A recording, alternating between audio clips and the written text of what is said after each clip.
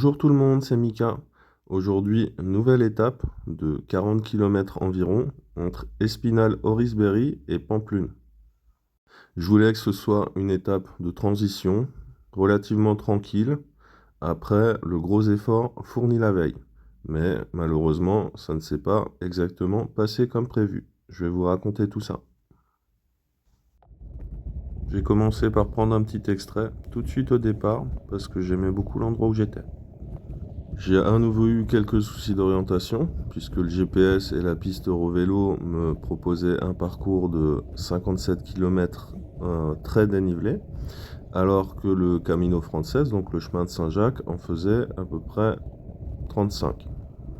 J'ai réussi à prendre la bonne direction en paramétrant le GPS en mode vélo tout chemin, et on va voir les conséquences que ça a eu. Je me suis retrouvé sur la partie piétonne du Camino Frances. Au début, ça me dérangeait pas plus que ça, surtout avec des paysages comme celui-ci. Mais c'est vite devenu très compliqué, les montées et les descentes étaient très raides, les chemins étaient très caillouteux et très peu praticables, donc je me suis retrouvé en difficulté.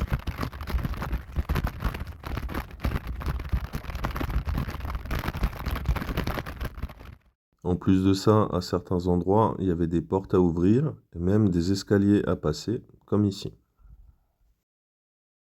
Quant à cette photo, eh ben, ceux qui me connaissent depuis longtemps savent ce que je vais raconter. Pour les autres, je vous le fais en équation.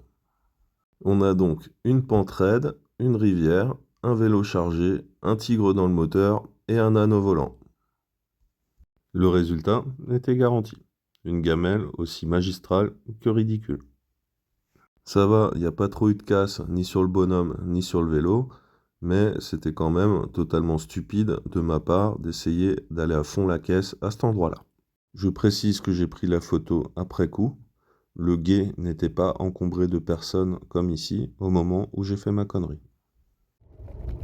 J'avais à peine fait un petit peu plus de 5 km et mon étape était déjà en train de virer au grand n'importe quoi. Il fallait donc prendre des mesures. J'ai donc regardé plus attentivement le GPS et j'ai vu que le Camino Frances longeait une belle route, toute lisse, en descente et plate, qui allait directement à Pampelune.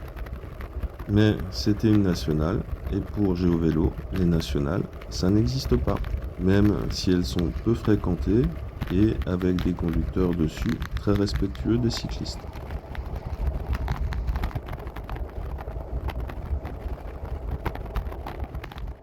Je suis descendu comme ça jusqu'au village de Hérault, dont je vous partage une petite photo.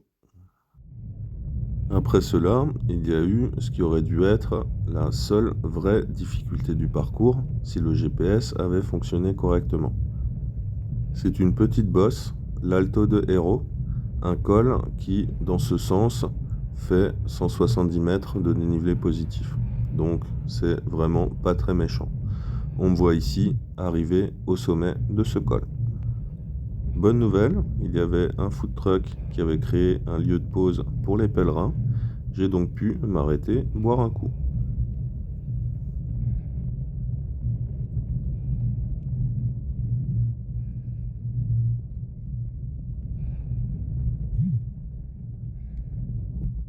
Au sommet, c'était compliqué de prendre de belles photos de la montagne parce que la vue était bouchée par la végétation. Mais un petit peu plus loin dans la descente, j'ai pu prendre cette photo. On continue sur la nationale et on profite du beau temps qui est de retour pour la journée. Malheureusement, les prévisions météo disaient que ça n'allait pas durer et ça s'est confirmé plus tard dans la soirée.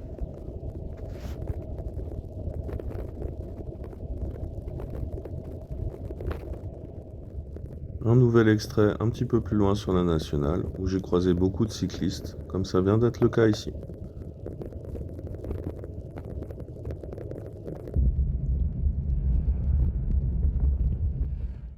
Après tout ça, j'ai fini par arriver à Pampelune.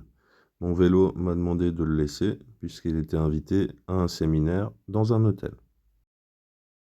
Comme il était encore tôt, j'ai été visiter la ville. Elle regorge d'endroits superbes comme ici la Plaza del Castillo. les rues de la vieille ville, la citadelle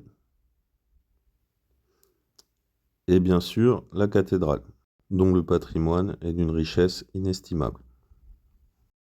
Voilà, c'est tout pour aujourd'hui. Merci à tous d'avoir suivi cette vidéo et à bientôt pour de nouvelles aventures.